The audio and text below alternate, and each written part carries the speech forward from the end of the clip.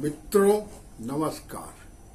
हमेशा की तरह आपको ले चल रहा हूं नॉलेज पार्क की एक नई सफर पर, जहां प्रमाणों के साथ हम कुछ देखेंगे।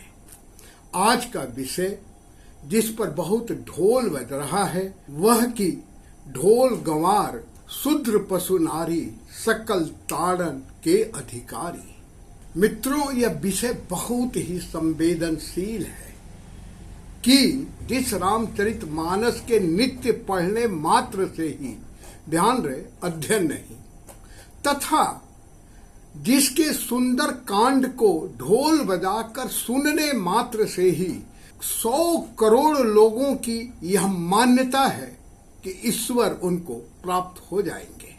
तो प्रश्न बेहद महत्वपूर्ण है कि क्या संत तुलसी ने वाकई इसको अपने हाथों से लिखा था?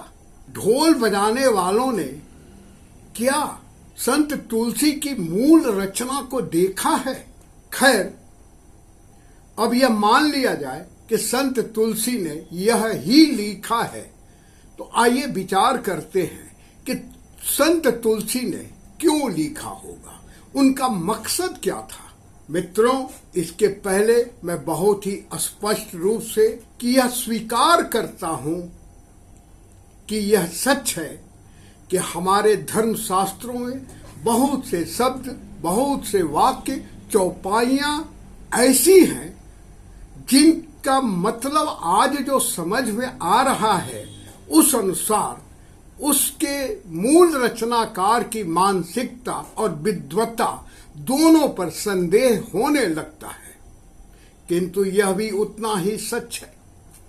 ये हजारों हजार वर्ष पहले देवतुल्य ऋषि मुनियों ने, जो ज्यादातर शूद्रत्व की अवस्था में उत्पन्न हुए थे, द्वारा हस्तलिखित ग्रंथों में कुछ 100 साल पहले तक खूब हेर फेर हुआ है, जोड़ घटाव हुआ है। चिंता न करिएगा, प्रमाण के साथ एक एक चीज आपके सामने हमेशा की तरह रखता रहूंगा। दूसरी बात, मूल ऋषियों की मूल रचनाओं में जो कुछ भी लिखा है उसके मूल अर्थ का अर्थ ही निकालने में जातीय व्यवस्था के बहुत से ठेकेदारों, राजनीतिक नेताओं को महारत हासिल है। जब वह एक दल में होते हैं तो एक ही चौपाई का अर्थ कुछ और बताते हैं, और जब दूसरी दल में चले जाएंगे तो उसी चौपाई का अर्थ कुछ और। खैर, भारत के इन विचित्र विद्वानों को प्रणाम करते हुए हम सीधे मुद्दे पर आते हैं। शूद्र पर आगे बात करूंगा, किंतु जो लोग संत तुलसी की मानसिकता पर सवाल खड़ा कर रहे हैं उनसे ही एक मेरा सवाल है। मैं यह नहीं जानता कि संत तुलसी की कोई बहन या बेटी थी कि नहीं। हम यह भी नहीं जानते उनकी कोई मामी, मौसी, चाची, बुआ थी कि नहीं। किंतु माँ तो थी, और जब माँ थी तो दादी भी थी और नानी भी थी। तो क्या संत तुलसी अपनी ही माँ, अपनी ही दादी, अपनी ही नानी को सकल ताड़न के अधिकारी बता रहे हैं, या क्या कौशल्या माता को, सीता माता को, राधा को, सावित्री को, लक्ष्मी को, अनसुईया को, गौरी को, पार्वती को, काली को, सरस्वती को, दुर्गा को, यशोदा को, नारायणी को? मित्रों, थोड़ा इसका इस्तेमाल करिएगा। दूसरी बात कि प्रायः सभी भाषाओं में अनेक शब्द ऐसे हैं जिनका अर्थ दूसरी भाषा में ठीक उल्टा होता है, जैसे कि श्रीमद् भागवत रामायण तथा योग वशिष्ठ जैसे मानव सभ्यता के अद्भुत धरोहर ग्रंथ के रचयिता श्री वाल्मीकि के वंशजों को, अनुयायियों को कुछ राज्यों में डोम, चमार, मेहतर, भंगी, चूहड़ा, जमादार कहा जाता है, तो वहीं पंजाब में सुदर्शन मजहबी गंगापुत्र नमो शूद्रा। अतः 2024 के आम चुनाव के ठीक पहले समता समरसता अंत्योदय का हुंकार भरने वाले नेताओं से हमारा आग्रह है कि कम से कम अपने अपने राज्यों में इन्हें डोम मेहतर न कहा करके सुदर्शन और मजहबी कहा जाए के लिए संघर्ष करें। एक राज्य में तो आप कबीना मंत्री हैं तो दूसरे में विपक्ष के कद्दावर नेता। यकीन मानिए आपके इस मुहिम में करोड़ों लोग आपके साथ हो जाएंगे। चलिए आगे बढ़ते हैं। यदि डिक्शनरी में ताड़ना का अर्थ देखा जाए तो प्रहार सजा और दंड अवश्य मिलता है, किंतु वह नाउन संज्ञा के रूप में प्रयोग होता है। उसी डिक्शनरी में वर्ब या क्रिया के रूप में ताड़ना का मतलब पहचानना, परखना, देखना, भांपना, अटकल लगाना, तारना, उबारना बताया गया है। संत तुलसी ने ताड़ना का प्रयोग यदि किया है तो वर्ब में किया है, क्रिया में किया है। इस प्रकार चुनावी मौसम के अवसर पर उभरे भाषा वैज्ञानिकों को क्या वर्ब और नाउन में फर्क नहीं मालूम? एक बात और, संत तुलसी तो पूर्वांचल के ही थे, जिसकी ठेठ पूर्विया भोजपुरी अवधी भाषा में ताड़ना का मतलब और अधिक स्पष्ट है कि टकटकी लगाकर निहारना, ख्याल रखना, अंदाज से ही पहचान लेना, भांप लेना, मालूम कर लेना, गेस कर लेना, डिटेक्ट कर देना, कोई ऐसी बात को जान लेना जो जानबूझकर छिपाई गई हो, उसे लक्षण से ही समझ लेना। जैसे मैं पहले ही ताड़ गया था कि तुम्हारे दिल में क्या है। पूर्वांचल की इन महान रहनुमाओं को क्या ताड़ना का मतलब अपनी ही भाषा में नहीं मालूम? अब आइए ढोल पर। संत तुलसीदास ने जब यह बात कही थी उस टाइम मुगल बादशाह अकबर का शासन था।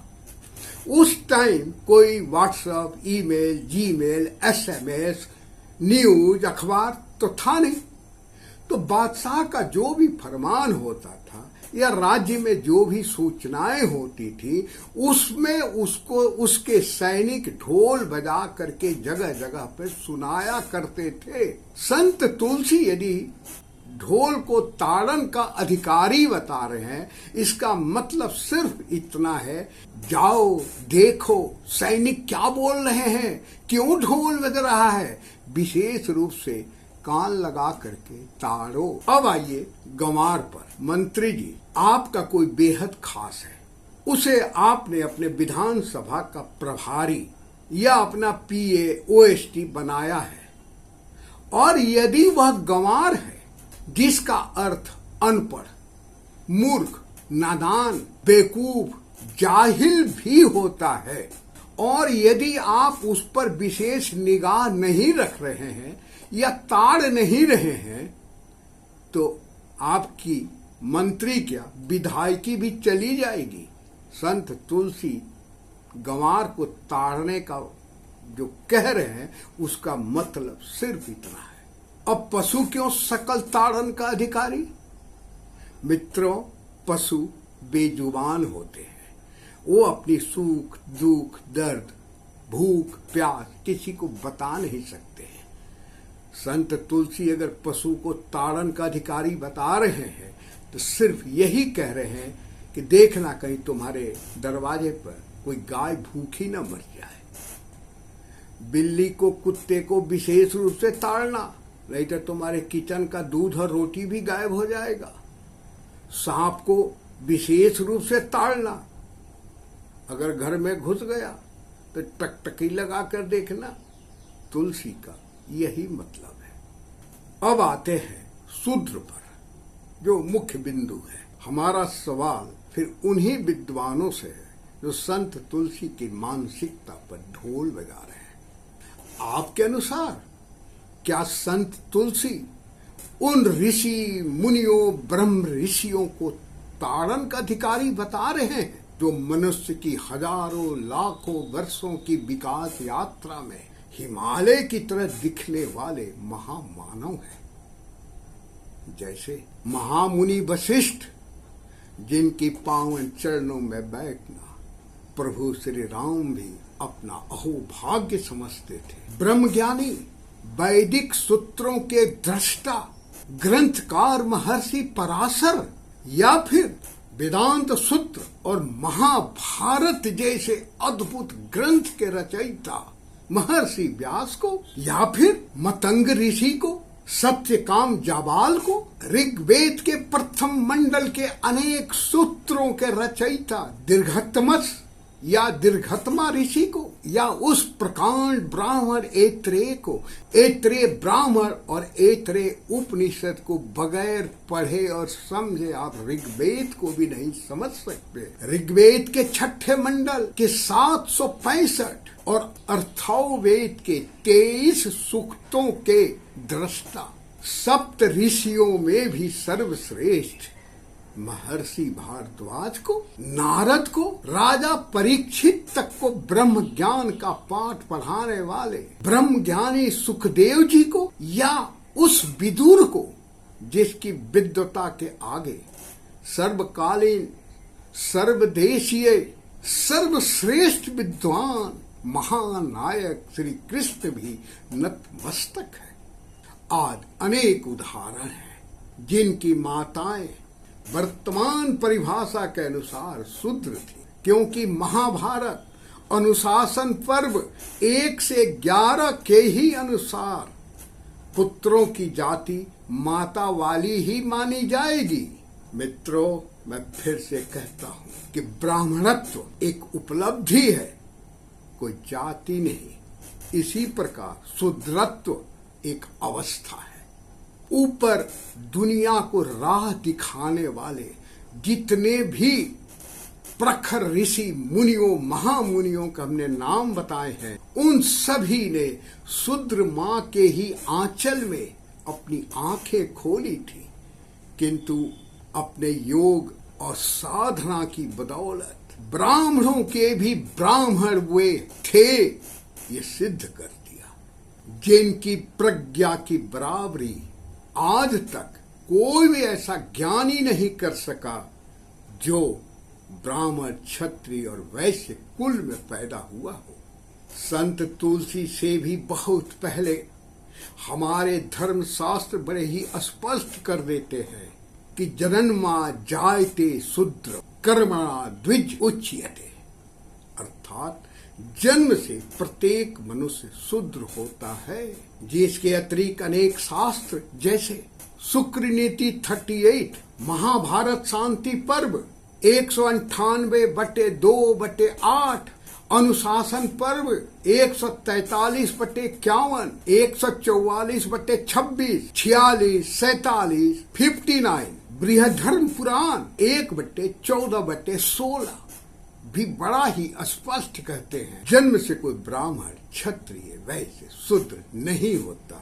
ये मनुष्यों की कर्म की अवस्था है। हालांकि मनुस्मृति घोर विवादित है, किंतु उसका एक श्लोक इस विवाद पर पूर्ण विराम लगा देने के लिए पर्याप्त। वह यह कि शूद्रो ब्राह्मणाता मेति ब्राह्मणस्वेति शूद्रता, जिसका अर्थ है कि कर्म के अनुसार मनुष्य ब्राह्मण क्षत्रिय शूद्र वैश्य बनता है। संत तुलसी यदि शूद्रों को ताड़ना का सकल अधिकारी बता रहे हैं तो उसका क्या मतलब? हालांकि हम नहीं मानते, फिर भी यदि शूद्र भगवान के श्री चरणों से उत्पन्न हुआ है तो इसका विशेष ताड़न करना, भगवान के पैरों का विशेष ख्याल रखना, क्योंकि अगर भगवान के पैरों पे ही तुम प्रहार कर दोगे तो पूरी दुनिया का ब्रह्मांड का व्यवस्थापक ही बगैर पैर का हो जाएगा। संत तुलसी ताड़ना इसी सेंस में कह रहे हैं, जिसका एक मतलब और भी है। ऊपर हमने जितने भी ऋषि मुनियों के नाम बताए जो शूद्रत्व की अवस्था में पैदा हुए थे किंतु प्रकांड ब्राह्मण बने। तो संत तुलसी यही कह रहे हैं कि प्रत्येक मनुष्य में, प्रत्येक शूद्र में प्रकांड ब्राह्मण बनने की संपूर्ण संभावनाएं हैं। अतः शूद्रों को विशेष रूप से ताड़ना, जैसे संत तुलसी के ही अपने आराध्य देव वाल्मीकि शूद्र, जिनकी रचनाओं को विश्व का धरोहर माना गया है, जो आदि कवि के रूप में विख्यात हैं, जैसे विद्वानों को विशेष रूप से ताड़ना, संत तुलसी का यही अर्थ है। शूद्रों को बरगलाया जा रहा है कि हजारों साल तक उन पे अत्याचार हुआ, ऐसी बात नहीं है। यूं तो सैकड़ों ग्रंथों का मैं आपको उदाहरण दे सकता हूं, किंतु आप प्रधानमंत्री श्री नरेंद्र मोदी की सामाजिक समरसता पढ़िएगा। धर्म शास्त्रों के आधार पर प्रधानमंत्री ने यह सिद्ध किया है कि प्राचीन काल में भी जातिगत भेदभाव नहीं था। प्रधानमंत्री उदाहरण देते हैं कि भीष्म पितामह के मंत्रिमंडल में 37 मंत्री थे, जिसमें 4 ब्राह्मण, 4 शूद्र भी थे, 8 क्षत्रिय, तो 21 वैश्य थे। इस प्रकार जात पात के नाम पर जो भी लोग भारत के आधारभूत धर्म ग्रंथों पर प्रश्न चिन्ह लगा रहे हैं, मित्रों, उनकी ढोल बजनी चाहिए कि नहीं, ये आप तय करिएगा। आज इतना ही। जल्द ही मिलते हैं नॉलेज पार्क की एक अलग सफर पर। तब तक के लिए प्रणाम। यदि मेरा प्रयास अच्छा लगा हो तो वीडियो को लाइक, सब्सक्राइब और शेयर करते रहिएगा।